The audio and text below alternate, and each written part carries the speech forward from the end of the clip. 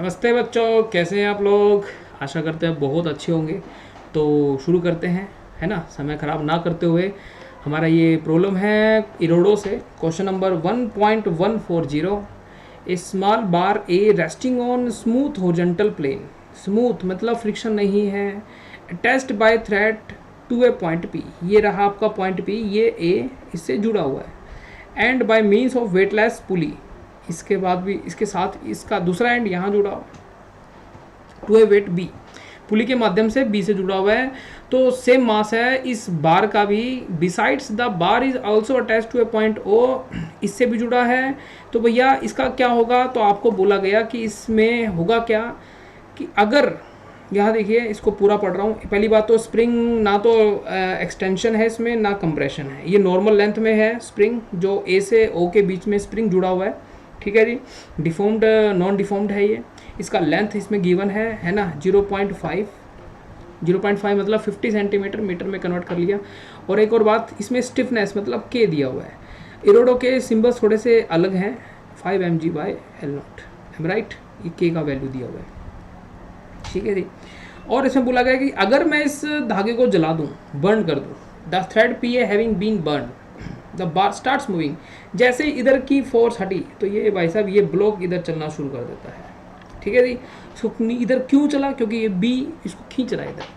But क्या होगा, तो स्प्रिंग में एक्सटेंशन भी आएगा। तो फाइनली होगा क्या, फाइनली ये होगा, इसका ये स्प्रिंग यहाँ पहुँच जाएगा, है ना। और ये आपका ग्राउंड है, ये जस्ट ये पुली तक आ गया, ये नीचे आ गई। और ये इसका है ना L0 था। और यहाँ पे एक थीटा बना लो, ये थीटा एंगल बन गया। ठीक है जी। तो इस पे इधर फोर्स लगी kx, इस ब्लॉक पे, इस पे नीचे लग रहा है mg। और ये यहाँ से यहाँ तक देखो आया है, तो कितना दूरी ट्रेवल किया होगा इसने d। तो एक बात है, स्ट्रिंग जुड़ी हुई है, कंस्टेंट मोशन है। तो अगर बच्चों ये ब्लॉक अगर d गया होगा, ये वाला, ये अगर डी गया होगा, तो भाई साहब ये जो लटका हुआ था ये भी तो डी गया होगा, कांस्टेंट मोशन है भैया। ठीक है, तो ये भी डी गया होगा। ओके, अच्छा, इसकी पोटेंशियल एनर्जी बी का मैंने यहाँ मान लिया था 0, तो इसकी पोटेंशियल एनर्जी और माइनस में चली गई, तो इसकी एनर्जी फाइनल होगी -mg, है ना, डी। ये बात समझ में आ गई। अब इस डी का यहाँ से सोल्व कर लूँगा मैं भाई। ओके, तो ये डी और ये डी सेम है, पहले क्लियर कर लो। ठीक है जी, यहाँ तक आइडिया आया। तो ये फाइनल इसकी लोकेशन है। kx के कंपोनेंट बना लेते हैं। नॉर्मल रिएक्शन भी यहाँ पे आप लिख सकते हो, बट यहाँ पे आते हैं नॉर्मल रिएक्शन 0 हो जाएगी, क्योंकि जस्ट ये इस प्लेन को छोड़ देगी, है ना। इसने लिखा है ना बाकायदा, ठीक है, ब्रेकिंग ऑफ द प्लेन।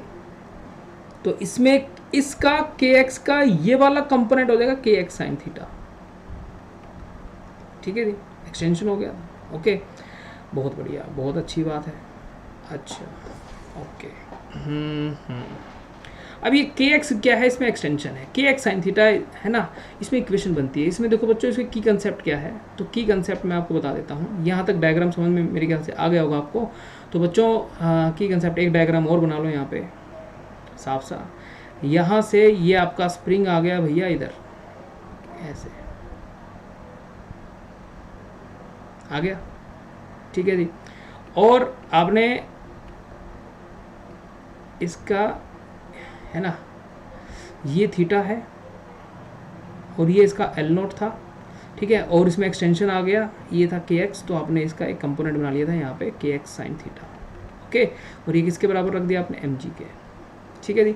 ऐसे ही b बार, है ना, b बार का भी आपने बना लिया। तो b बार पहले यहाँ था, कुछ देर बाद यहाँ आ गया, तो ये जो है ये नीचे आ गया।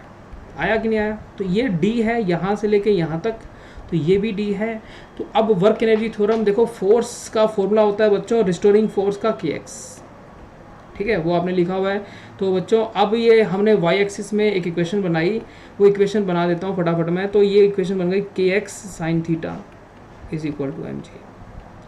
ठीक है बच्चों, और अगर मैं चाहूँ साइन थीटा की वैल्यू यहाँ से पुट कर सकता हूँ L0 divide by L0 plus x के। अरे एक्स तो एक्सटेंशन हुआ ना एक्स्ट्रा उसमें, तो साइन थीटा का वैल्यू अगर मैं यहाँ रखूँ तो ये हो जाएगा, ये कितना हो जाएगा, L0 divide by L0 plus x is equal to mg। ठीक है, और k का वैल्यू आपको पता है 5 mg बाई एल नॉट, तो 5 mg by L not x L not, ठीक है, और ये L not plus x m g से मल्टीप्लाई कर दो, m g L not plus x, ठीक है जी। तो बच्चों एम जी ने एम जी को मार दिया, एल नॉट ने एल को मार दिया, तो ये कितना आ गया, ये आ गया 5x is equal to L not plus x. तो बच्चों ये आ गया 4x is equal to L not, तो x कितना आ गया, एल नॉट बाई 4। ये आपको हेल्प करेगा। देखो मैं इसको बिल्कुल ही इजी लैंग्वेज में समझा रहा हूँ, साइन थीटा कोस थीटा की टर्म में भी था ये, बट ये ज़्यादा आपको है ना क्लिक करेगा ये वाला सॉल्यूशन। तो बच्चों आगे बढ़ते हैं, देखिए यहाँ तक क्लियर है, ये इसकी जरूरत पड़ेगी आपको। अब आ जाओ वर्क एनर्जी थ्योरम यूज़ करते हैं। वर्क एनर्जी थ्योरम सब लोग जानते हैं।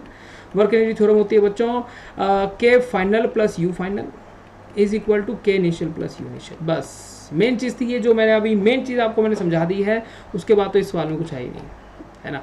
देखिए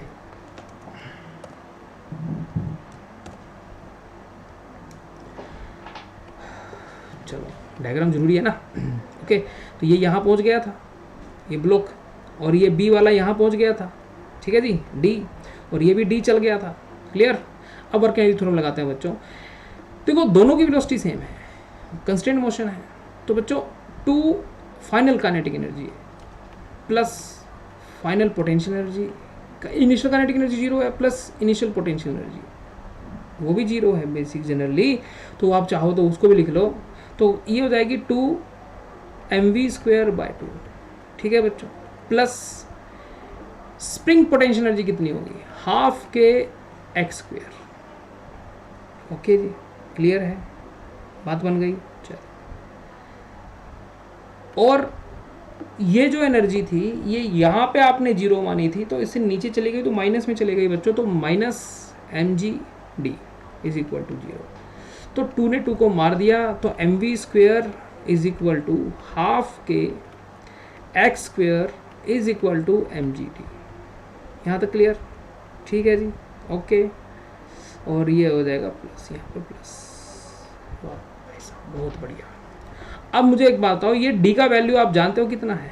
आपने बोला बिल्कुल जानते हैं, ये एल नोट है और ये एल नोट प्लस एक्स है, तो डी यहाँ पे हो जाएगा बच्चों एल नोट प्लस एक्स का whole square minus L not का होल स्क्वायर। देखो ये पाइथागोरस थ्योरम से अगर करोगे तो ऐसे तो आएगा, ये आपका हाइपोटेनियस है, ये बेस है, और ये थीटा लिया ना आपने, है ना। तो अगर आप इसको रीअरेंज करो, mv² plus half K x² is equal to mg root of L not plus x का whole square minus L not का होल स्क्वायर। ओके, तो इसको यहाँ पे फिर से रखते हैं, mv² plus half K x² is equal to mg। अच्छा मुझे एक बात बताओ, x की वैल्यू आप लिख सकते हो क्या? आपको पता है x की वैल्यू? आपने बोला यस बिल्कुल पता है सर, कितना है? एल नॉट बाई 4 ये बता चुके हैं भाई। तो यहाँ रख दो, यहाँ भी रख दो, यहाँ रखोगे तो x की वैल्यू कितनी हो जाएगी? ये हो जाएगी एल नॉट स्क्वेयर बाई 16, ठीक है बच्चों। अरे एल नॉट बाई 4 था ना, तो यहाँ पे देखो एल नॉट प्लस ये हो जाएगा बच्चों एल नॉट बाई 4, ठीक है, का स्क्वेयर माइनस एल नॉट का स्क्वेयर। Okay, am right? तो mv² plus K L not square by 32 is equal to mg, ठीक है जी। और ये हो जाएगा 5 एल नॉट बाय 4, तो that means 25 by 16 L not square minus L not square. यहाँ तक बात समझ में आई बच्चों? ओके, चलिए यहाँ जाइए, इसको मैं यहाँ लिखता हूँ। अब आप हो गया लगभग हमारा, ऑलमोस्ट हमने सवाल कर लिया है कंप्लीट। तो K L not square divide by 32 is equal to mg, और अंदर क्या है बच्चों? ये हो जाएगा 25 बाय 16 एल नॉट स्क्वेयर। मैं क्या करता हूँ, इसको ना 16 से मल्टीप्लाई कर लेता हूँ, इस साइड को 16 से डिवाइड कर लेता हूँ, ये वाली क्वेश्चन को, ये वाली को, है ना, इधर, ठीक है। तो आप देखो इसमें से 16 बाहर निकाल लो आप, mv² प्लस देखो k क्या है, k की वैल्यू रख दो 5 mg L not square by L not into 32 is equal to mg। जब इसमें से 16 बाहर निकालोगे तो देखो क्या आएगा बच्चों, 16 बाहर निकाल लिया, तो यहाँ बचा कितना, एल नॉट ही बाहर निकाल लो, तो अंदर क्या बचा 25 माइनस 16, ठीक है जी। तो बच्चों एम वी स्क्वेयर कितना होगा, प्लस एम से एम काट सकते हो आप, तो एम से एम मैंने काट दिया, ठीक है, ये एम से एम मैंने डिडक्ट कर दिया, ये कट गया, ये कट गया, ऐसे काट दिया जी। तो वी स्क्वेयर आ गया आपका 5G, एल नोट से एल नोट काट दिया आपने, ठीक है जी। ओके, तो बच्चों ये आ गया आपका, अच्छा एक 16 बाहर आएगा तो 4 भी आएगा बच्चों, ये मैंने थोड़ा सा है ना, इसको रीअरेंज कर लें एक बार, यहाँ पे 4 आएगा क्योंकि रूट आया ना, तो बाहर आ गया तो 4 हो गया वो। ओके, 5G/32 एल नोट, ठीक है जी, इज इक्वल टू, अब देखो ये हो गया G और ये हो गया 9 का रूट होता है 3, तो ये हो गया बच्चों 3G/L0/4। मेरे ख्याल से अब आप शायद समझ गए होंगे, इसको इधर ले जाओ तो ये हो जाएगा 3G/L0/4 माइनस 5G/L0/32, ठीक है। एलसीएम लेंगे आप, तो एलसीएम में बच्चों क्या आएगा, तो एलसीएम आ जाएगा आपका वी स्क्वेयर, ये 32 और ये गया आपका कितने पे 8 पे, और 8 थी 24 में से 5 गए, कितने बचे 19G/L0/32। और मेरे ख्याल से भाई साहब अगर आपको कहीं पे भी डाउट रहे है ना, तो आप दोबारा इस प्रॉब्लम को देखोगे, बट डाउट रहेगा ही नहीं क्योंकि हमने बिल्कुल एक एक चीज़ को क्लियर बताया आपको, ठीक है। तो होप सो बच्चों ये सोल्यूशन आपको समझ में आएगा, बहुत ही बढ़िया प्रॉब्लम है, काफ़ी हेल्पफुल है आपके भविष्य में कॉम्पिटिटिव एग्जाम्स के लिए, तो होप सो समझ में आएगा। तब नेक्स्ट क्वेश्चन के साथ मिलते हैं, तब तक के लिए ध्यान रखिए।